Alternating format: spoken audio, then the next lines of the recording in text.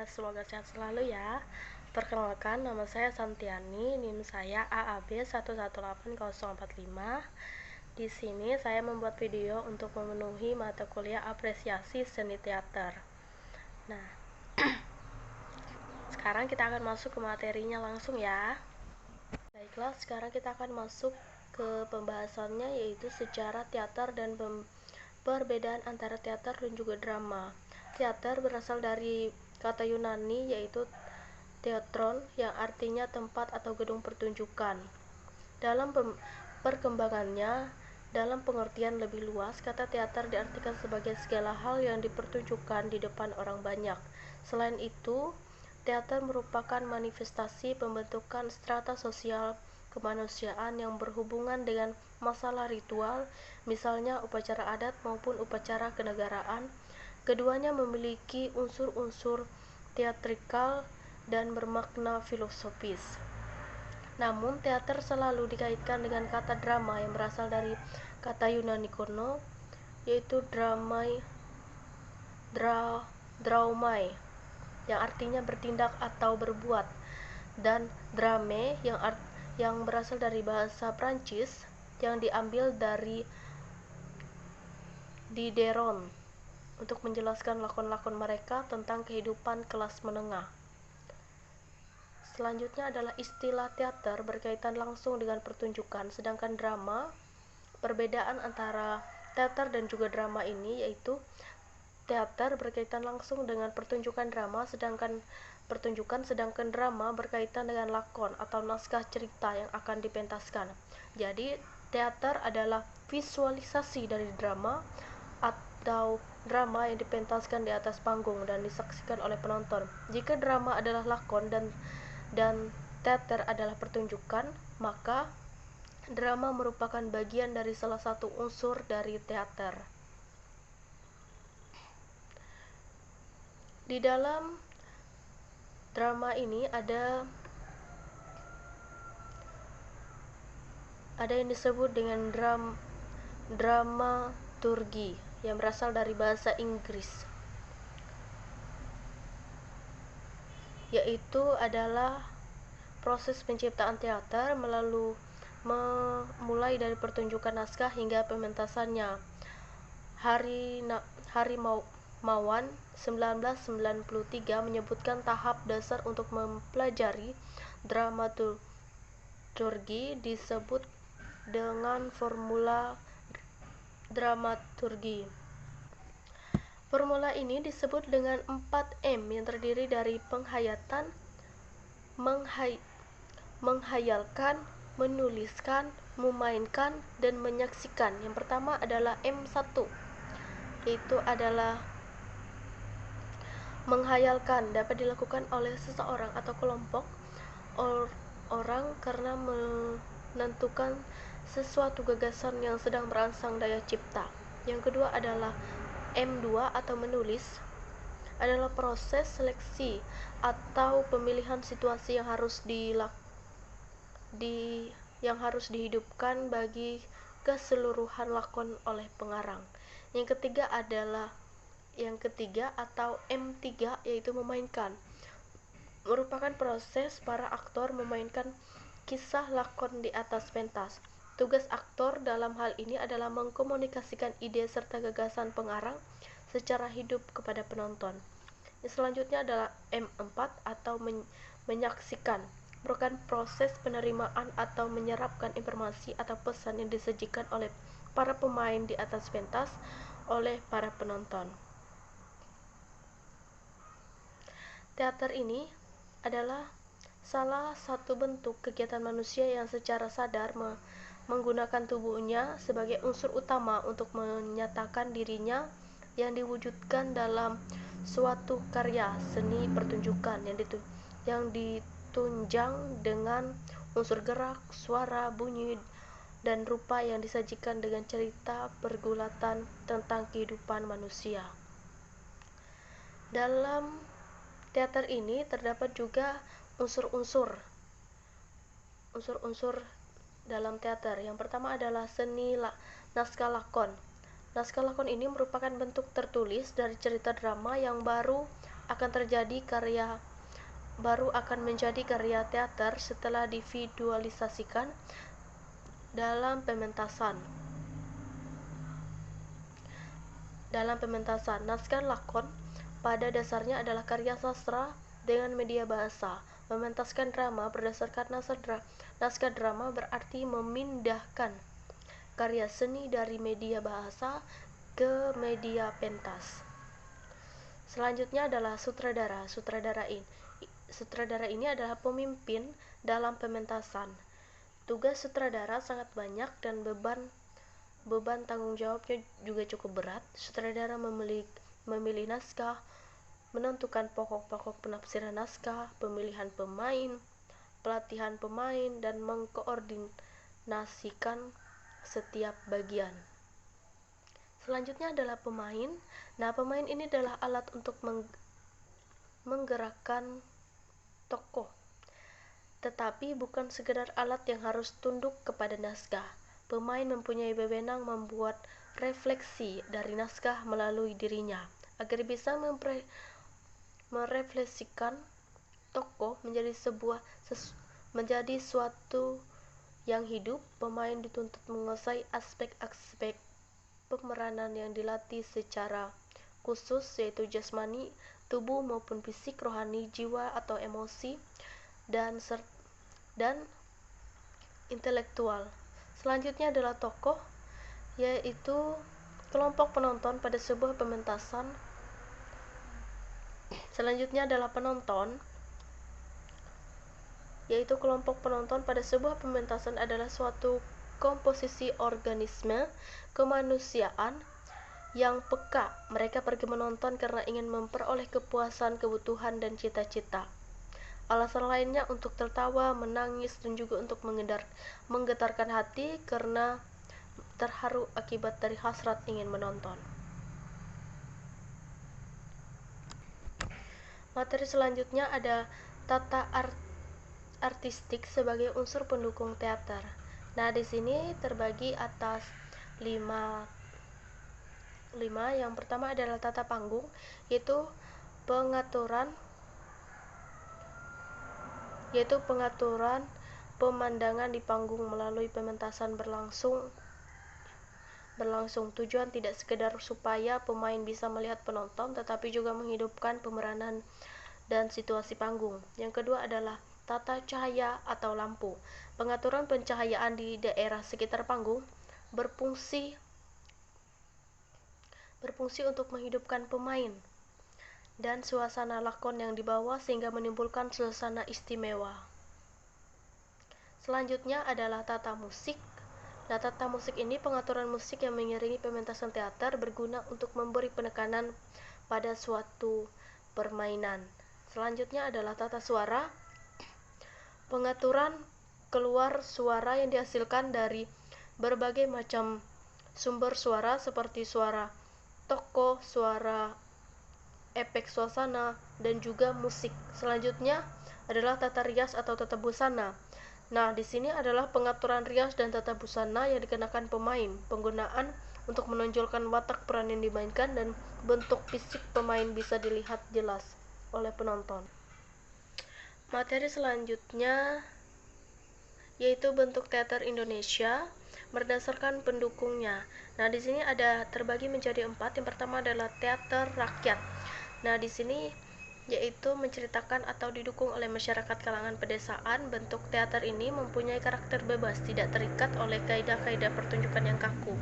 Selanjutnya adalah teater keraton. Nah, biasanya ini untuk kaum bangsawan. Pertunjukan dilaksanakan hanya untuk melindungi lingkungan terbatas dan meningkatkan artistik.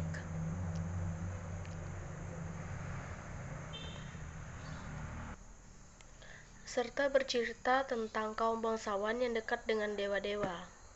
Selanjutnya adalah teater urban. Nah, teater ini yaitu masih membawa bentuk cerita rakyat maupun keraton. Selanjutnya adalah teater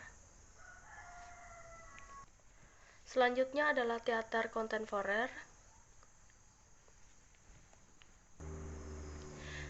yaitu teater yang menampilkan peranan manusia bukan sebagai tipe,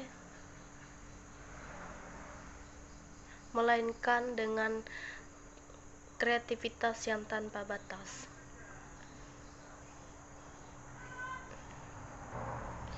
Materi selanjutnya adalah seni peran. Seni peran ini merupakan kekuatan utama yang menjadi daya tarik sebuah pertunjukan teater adalah akting ataupun tingkah laku para pemain dalam memerankan tokoh yang sesuai dengan tuntutan karakter dalam naskah.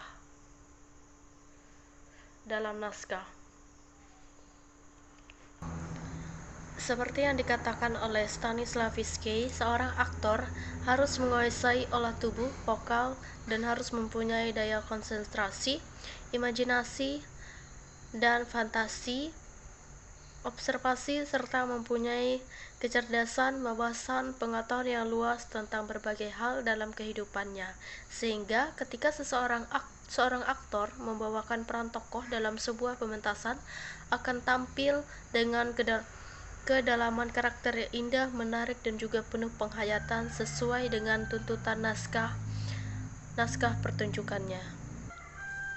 Materi selanjutnya adalah acting. Acting ini terbagi atas 6 pelajaran. Pelajaran yang pertama adalah konsentrasi. Konsentrasi ini pada teater adalah pemusatan pikiran dan kesadaran pada satu objek nyata maupun objek imajiner secara terus-menerus selama dibutuhkan. Selanjutnya adalah pelajaran kedua atau ingatan emosi. Nah, pelajaran kedua ini yaitu adalah the transfer of emotion, merupakan cara efektif untuk menghayati suatu emosi peran secara hidup, wajar, dan nyata. Selanjutnya adalah pelajaran ketiga yaitu laku dramatik. Tugas utama tokoh menghidupkan atau memperagakan karakter tokoh yang diperankannya dan menghidupkan aspek dramatisasi melalui aspek dan mimik wajah melalui dialog, dan memanfaatkan setting pendukung. Misalnya adalah membanting. Nah, selanjutnya adalah pelajaran keempat yaitu membangun watak. Aktor harus membangun wataknya sehingga sesuai dengan tuntutan lakon, menelaah struktur fisik, kemudian mengidentifikasi dan menghidupkan watak itu seperti halnya watak sendiri. Dalam proses terakhir itu, diri aktor telah luluh dalam watak peran yang dibawanya, atau sebaliknya watak peran itu telah merasuk ke dalam jiwa sang tokoh. Pelajaran kelima yaitu observasi. Jika ingatan emosi, laku dramatik, dan pembangunan watak sulit dilakukan secara personal, maka perlu diadakan observasi untuk tokoh yang sama dengan peran yang dibawanya. Selanjutnya adalah pelajaran yang ke-6 yaitu irama. Nah, irama juga memberikan variasi adegan sehingga tidak membosankan. Irama permainan ditentukan oleh konflik yang terjadi dalam setiap adegan. Selanjutnya adalah suara dan cakap atau olah vokal. Nah, suara dan cakap adalah dua hal pokok yang harus digarap dengan nada yang sesuai, karena keduanya dapat menentukan suksesnya pementasan. Materi selanjutnya adalah gaya akting. Nah, gaya akting ini adalah pemahaman atau penafsiran tentang prinsip berteater dalam proses aktualisasinya oleh para seniman, penggarap, atau sutradara.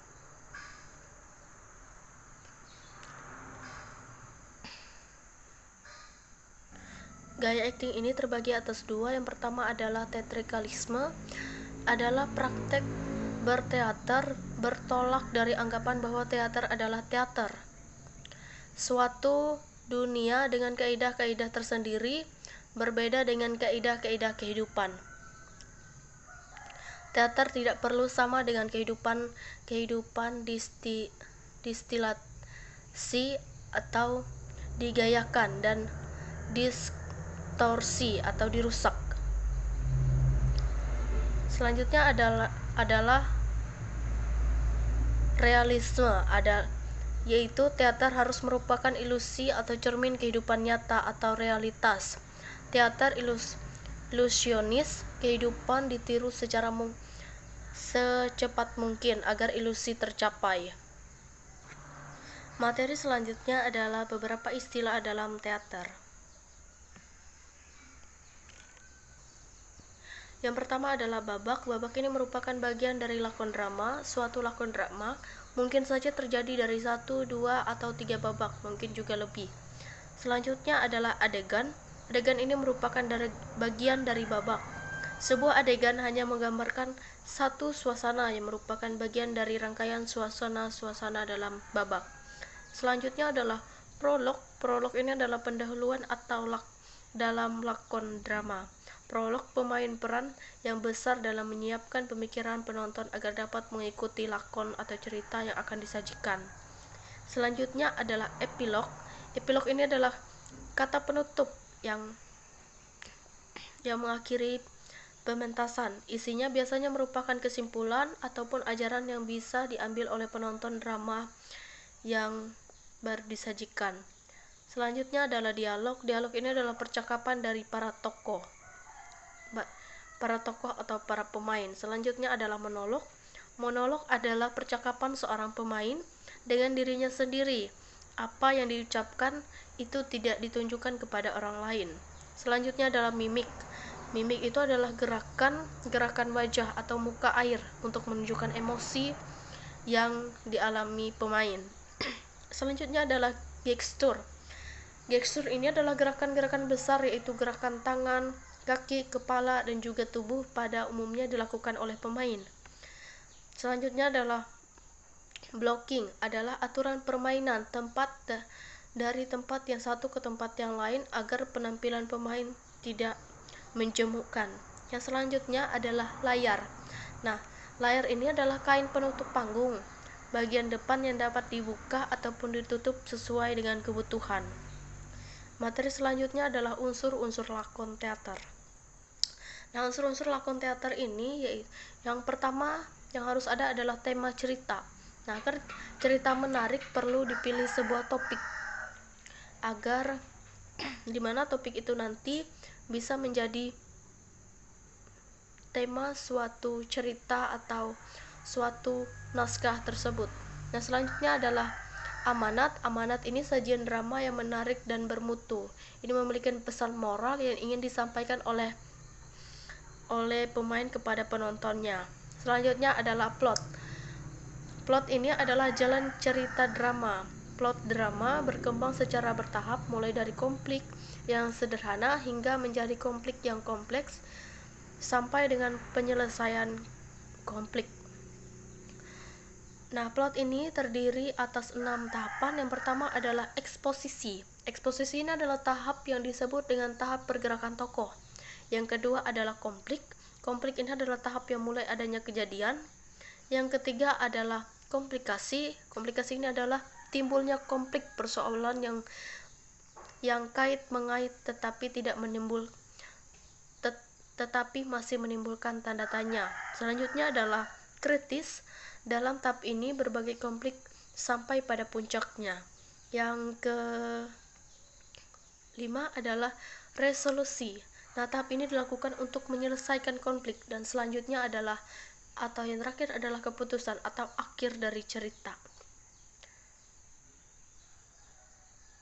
Lanjut lagi dari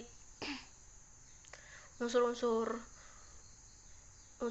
lakon tadi, yaitu selanjutnya adalah karakter. Karakter adalah perwatakan dari keseluruhan ciri-ciri jiwa tokoh dalam drama. Selanjutnya adalah dialog. Nah, dialog ini adalah cerita lakon yang diwujudkan melalui dialog dan gerakan yang dilakukan para tokoh. Dialog ini dilakukan untuk mendukung karakter tokoh yang diperankan dan dapat menghidupkan plot lakon. Selanjutnya adalah setting. Setting ini adalah tempat, waktu, dan suasana terjadinya suatu adegan. Karena semua adegan dilaksanakan di panggung, maka panggung harus bisa digambarkan setting apa yang ingin dikehendaki.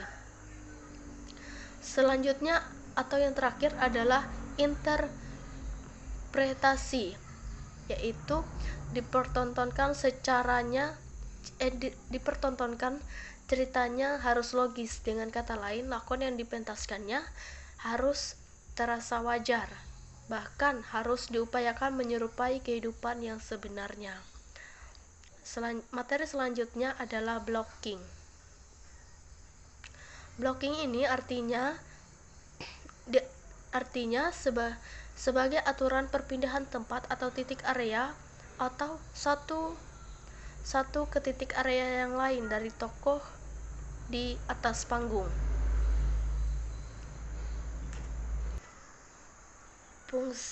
Fungsi blocking ini secara mendasar adalah sebagai berikut. Yang pertama adalah menerjemahkan naskah lakon ke dalam sikap tubuh aktor sehingga penonton dapat melihat dan mengerti. Selanjutnya adalah memberi pondasi yang praktis bagi aktor untuk membangun karakter dalam pertunjukan. Selanjutnya adalah menciptakan lukisan panggung yang baik. Dengan blocking yang tepat, kalimat yang diucapkan oleh aktor dapat menjadi lebih mudah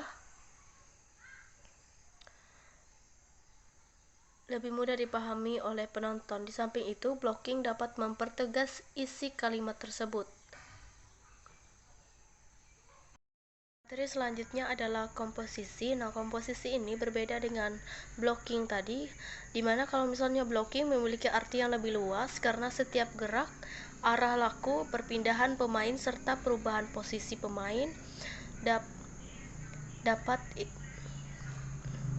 pemain itulah yang disebut dengan blocking. Sedangkan untuk komposisi ini lebih mengatur posisi, pose, tinggi rendah pemain dalam keadaan diam atau statis. Pengaturan posisi pemain seperti dilakukan agar semua pemain di atas pentas dapat dilihat dengan jelas oleh penonton. Di sini ada dua ragam komposisi pemain.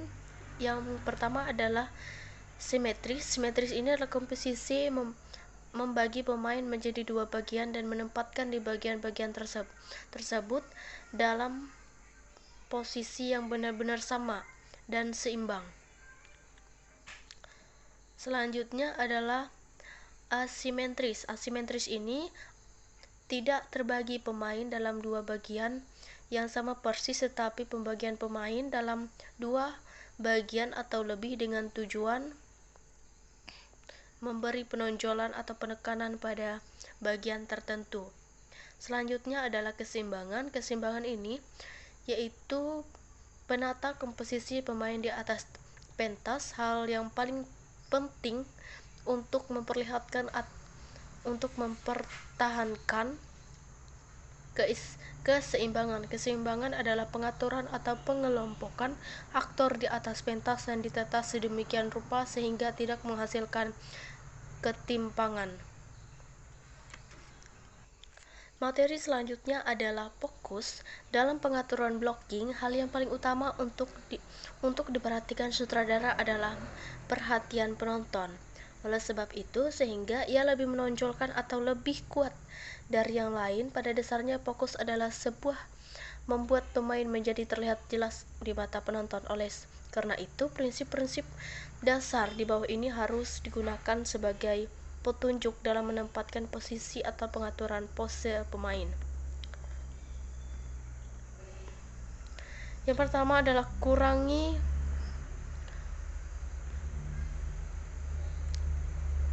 adalah usahakan pemain menghadap diagonal kurang lebih 45 derajat ke arah penonton. Yang kedua adalah pemain hendak melangkah, maka awali dan akhiri langkah tersebut dengan kaki panggung atas. Di sini maksudnya itu jauh dari mata penonton. Jika melangkah dengan kaki panggung bawah, yaitu dekat dengan mata penonton, maka kaki jauh akan tertutup dan wajah para pemain secara otomatis akan menjauh dari mata penonton. Selanjutnya adalah gunakan lengan atau tangan atau punggung atas yang jelas yang jauh dari mata penonton untuk menunjukkan ke arah panggung atas atau panggung, penggunaan lengan atau tangan punggung bawah.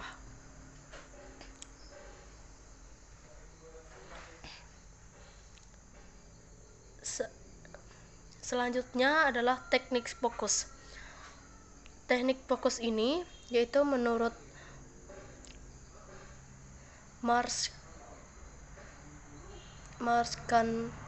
Skandi 1997 menyebutkan beberapa teknik untuk menciptakan fokus pemain di atas panggung, di antara lain dengan memanfaatkan area dan panggung.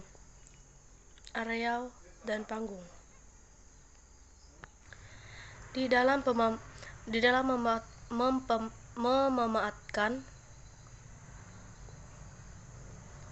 memanfaatkan area panggung, di sini ada area tengah. Area tengah ini yaitu pemain secara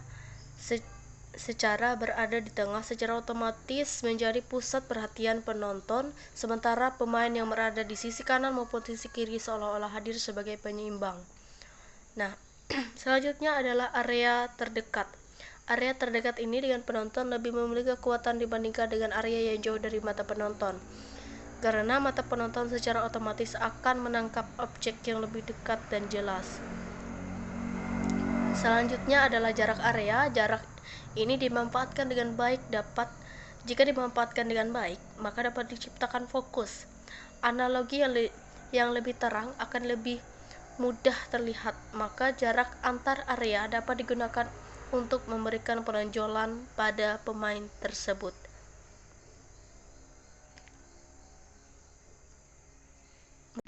Sekian video dari saya, mohon maaf bila ada salah kata ataupun kekeliruan dalam penyampaian materinya. Terima kasih.